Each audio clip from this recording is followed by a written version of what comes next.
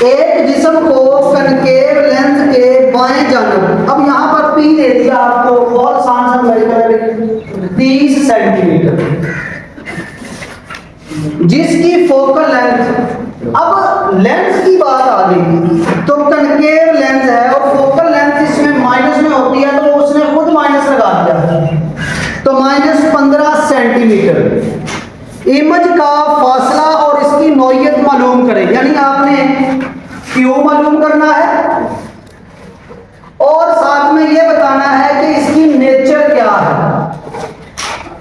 तो ये आपने बात याद रखनी है कि जो कनकेव लेंस है ये वर्चुअल इमेज बनाता है, जिस तरफ जिस्म होता है उसी तरफ इमेज बनाएगा।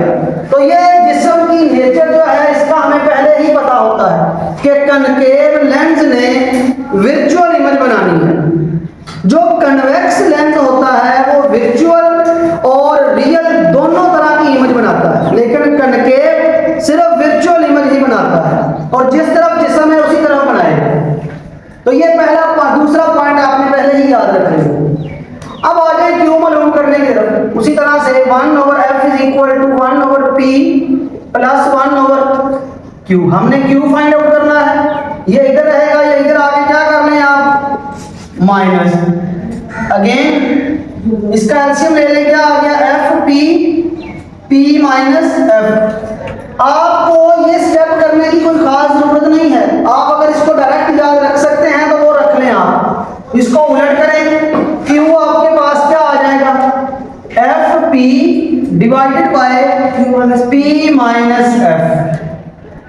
जस्ट इसमें वैल्यू पुट करनी है आपने।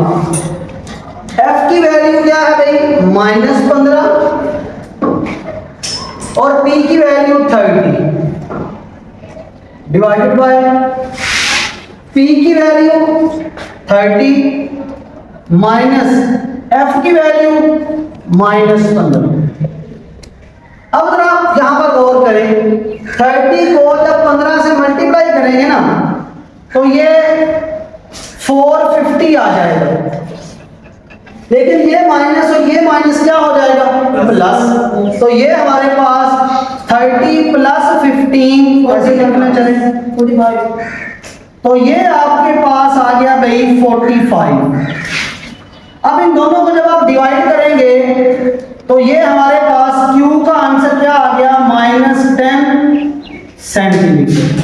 तो ये हमारे पास Q जो है वो माइनस आ गया। Q माइनस आने का मतलब यही है कि इमेज जो है वो क्या है, वर्चुअल बनी, ठीक है, और जिस तरफ जिस्म है उसी तरफ इमेज बनी है, इसलिए माइनस आया है। मिरर के अंदर इमेज सामने बननी चाहिए, लेकिन वहां जब पीछे आ जाए तो माइनस आता है। लेंस में इमेज पीछे बननी चाहिए, लेकिन अगर लेंस में इमेज सामने आ जाए तो माइनस आता है। तो इसका मतलब है लेंस के सामने इमेज पड़ी, जिस तरफ जिस्म पड़ा है उसी तरफ इमेज बनी है, इसलिए ये माइनस आया। तो ये था भाई आपके पास न्यूमेरिकल नंबर 9। तो इस तरह